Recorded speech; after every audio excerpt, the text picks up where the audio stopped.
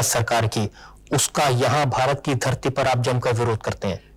जी हाँ, वो विरोध करने लायक नीति है, इसलिए हम विरोध करते हैं। 6 साल हो गए कश्मीर में उपद्रव चल रहा है।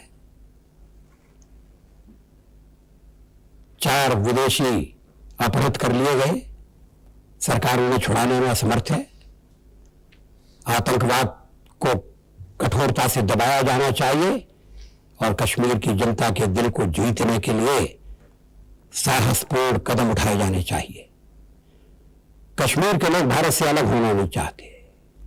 1977 में कश्मीर में चुनाव हुए थे, दिल्ली में जनता सरकार थी, स्वतंत्र चुनाव हुए थे, निष्पक्ष चुनाव हुए थे। किसी ने कश्मीर में भारत से अलग होने की आवाज नहीं उठाई। बाद में नई दिल्ली की गलत नीतियों ने कश्मीर के लोगों को हमसे दूर कर दिया। अगर सख्ती का इस्तेमाल किया गया तो उसे दमन का नाम दिया जाएगा। दुनिया का कोई देश अपने देश को तोड़ने की इजाजत नहीं दे सकता। देश के विभाजन को रोकने के लिए देश गृह युद्ध तक चले जाते हैं। हमें तो इसकी जरूरत नहीं है, हमें तो थोड़ी सी सख्ती की जरूरत है। अभी सेना भेज दी जाती है मगर उसको कोई स्पष्ट निर्देश नहीं दिए जाते।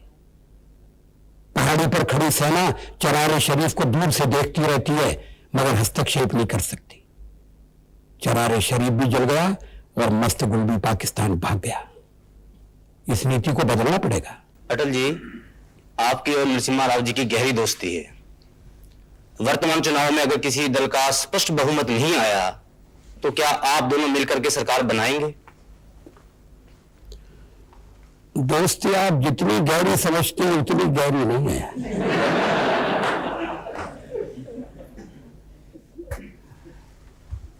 राजनीति में विरोधी शत्रु नहीं होते, राजनीति में विरोधी भी मित्र हो सकते हैं। जहां तक बहुमत का सवाल है, हमें पूरा विश्वास है कि भारत की जनता हमें बहुमत देगी। भारतीय जनता पार्टी की सरकार बनेगी और हमें किसी का सहारा ढूंढने की जरूरत नहीं पड़ेगी। उनके समर्थक हैं, वो बार ये कहते हैं कि अगर अटल जी प्रधानमंत्री बनेंगे तो नरसिम्हा राव को राष्ट्रपति बना दिया जाएगा। मैंने तो उल्टा सुना है कि वो अगर प्रधानमंत्री बने तो वो मुझे राष्ट्रपति बना देंगे। अगर हमारे बहुमत में कोई कमी रहती है तो हम कुछ क्षेत्रीय दलों का सहयोग लेकर सरकार बनाना ज्यादा पसंद करेंगे। कांग्रेस के साथ गठबंधन का तो प्रश्न ही पैदा नहीं होता।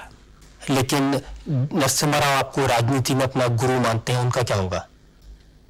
उन्होंने किसी साहित्यिक समारोह में ये बात कही थी तो मैंने उनसे कहा था कि आजकल गुरु से काम नहीं चलता, गुरु घंटाल की जरूरत होती है और गुरु घंटाल मैं बन सकता हूं और ना आप बन सकते हैं। अटल जी, कभी कभी दबी जबान से ये भी कहा जाता है कि भारतीय जनता पार्टी में नेतृत्व में सुप्रीमेसी के लिए आप में और अडवाणी जी में संघर्ष था और उन पर आरोप लगा करके एक तरह से आपके मित्र ने अपने गुरु की मदद की है। इस मामले में चेले ने गुरु की कोई मदद नहीं की है। चेला तो खुद मुसीबत में फंस गया है। पार्लियामेंट में नरसिम्हा राव जी के ऊपर मैंने स्पष्ट आरोप लगाया कि आप अडवाणी जी को चार्जशीट कर रहे हैं, आप अडवाणी जी पर धन लेने का आरोप लगा रहे हैं।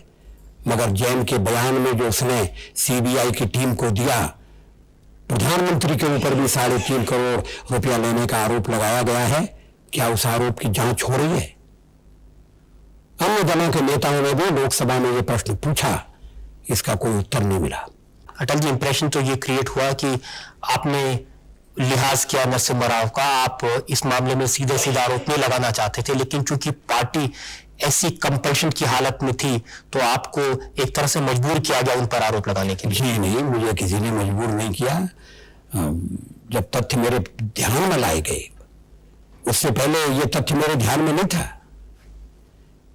जब मैंने बयान देखा, सीबीआई की प्रोग्रेस रिपोर्ट देखी, जो प्रोग्रेस रिपोर्ट डायरी के आधार पर बनी थी, तो मैंने उसको प्रचारित करना, प्रसारित करना अपना कर्तव्य समझा।